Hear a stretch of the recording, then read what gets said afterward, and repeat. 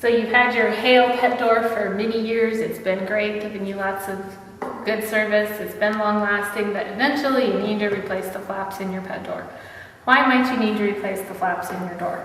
Well, perhaps you've got a door that had a training flap installed in it. The edges of the flap were slit, there weren't any strikes around it, so that your pet could get used to using the pet door. And now you need to replace it and put in the regular flap. Maybe the flap got so dirty, dog hair, dog nose prints, fingerprints, oils, whatever, and it's just really disgusting looking and you want to have a new one. Maybe your flap's been torn up here across the top. You know, if you have too big a dog going through too small of a door, when the dog uses the door, it pushes the flap up into this metal piece. Eventually the flap might tear. Maybe it's shrunk or curled at the edges a little. Maybe when you first got your door, you had a little puppy who loved chewing on the flap. For whatever reason, you need to replace the flaps in your door. So what's the first thing we need to do? We want to make sure we get you the right size door for the right size flap for your door.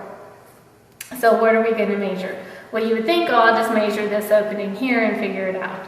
Well, this is what we call the passage opening, and it's a little bit of a variable number. Do you measure clear to the metal? Do you measure here? Do you just measure the edge of the flap? Does the weather stripping count? Does the flap shrunk? It could vary. So a much more concrete number that we want you to measure is the tip to tip. Now we've put in a multicolored pet door here to make it a little bit easier to see what the tip to tip is that we want you to measure. So for the width of the pet door, we're going to measure what would be like the dark bronze frame or the brushed aluminum frame here at the top or the bottom. We're going to measure from the very far dark bronze corner here to the very far dark bronze corner here. So on our pet door, let's measure that one. And this comes out to being 11 9/16 inches wide.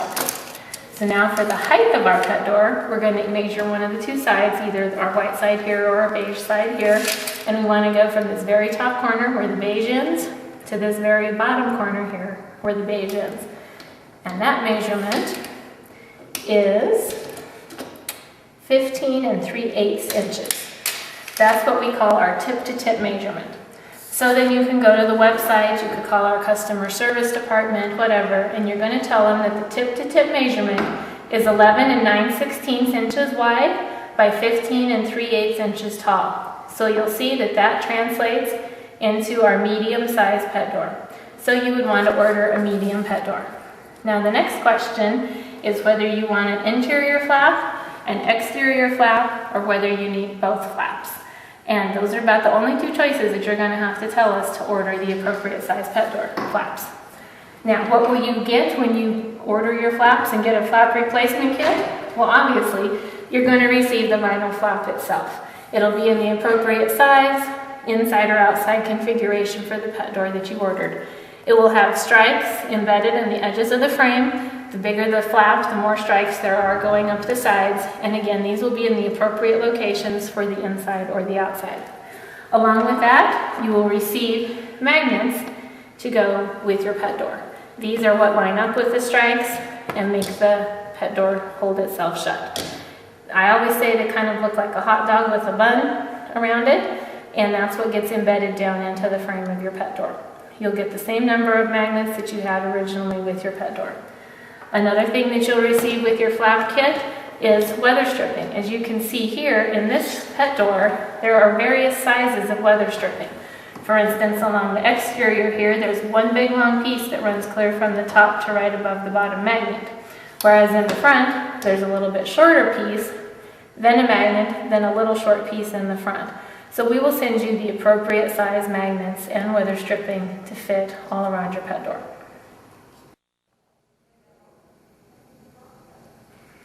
Okay, so now you've received your flap kit in the mail, all the pieces and parts are there, and you're ready to replace the flaps in your pet door.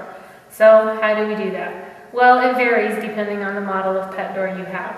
So since we have a wall model here, let's start with that one and we can show you.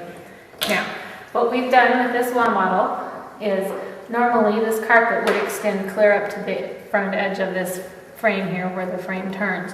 We've actually cut part of the carpet out so that you can see where the screws are located in the frame of the pet door. Because these screws are normally underneath the carpet, it would be difficult to remove the carpet to get to them to take out one of the frames of your pet door. So for the wall model pet door, what we recommend is when you're inside your house, if you look up inside the top edge of the pet door, you can see along this edge here, there are, in this case, 3 screws. It may vary depending on the size of the pet door you have. The larger the pet door, more screws. When you're inside the house, reach up and unscrew those 3 screws, take them out, and the flap will come right down. Then go to the outside of your house, reach up through this way, and you'll see the same 3 screws here. Unscrew those screws and pull this flap out. On a screen model, it's extremely easy because the screws are always visible on one side of your pet door. However, with a door model, or panel model, or window models, the in-glass model, these 2 frames are going to be much closer together. You wouldn't be able to get the screwdriver up in here, or the drill bit, whatever you're using. And because the screws in the door frame itself are not covered by carpet but are easily accessible, you remove these screws instead. Take this frame out of the door, the wind glass, whatever location it's installed in. Then you have the pet door frames out. You can lay them face up to each other and remove the screws that way. So now you've got the flap out of your pet door, and it will look something like this, and with the pre-drilled or with the screw holes that were already in the flap that you had. You've got a new flap, and it doesn't have those holes. These holes that you see here, in this instance 4 on this flap and 5 on this flap, are the rivets that are used to hold this metal bar on top of the flap. Do not drill through the rivets. So what we need to do is take the new flap and the old flap and hold them together, put the new flap behind, drill through the pre-existing hole in your old flap, and that will place the holes exactly where they need to be in your new flap. So now that we have the holes drilled in our new flap, we're ready to put it into the pet door. All you have to do is reverse the process that you did to take them out. Go outside, screw through the inside, and then come in the house, screw through the flaps into the outside, and your flap will be replaced. Now, if your magnets or weather stripping also needed to be replaced, that's another step you can do at this point. You'll notice on your weather stripping and your magnets, they have this little U-shaped channel that has these little grooves or indentations on it. If you were to take a hammer and hammer down into the track, you would actually bend those grooves, those legs in just a little bit, and it would never hold completely tightly in your pet door. So what we recommend is that you just take the screwdriver that you were using previously and you just tap very gently on one side or the other to tap the magnets into the pet door.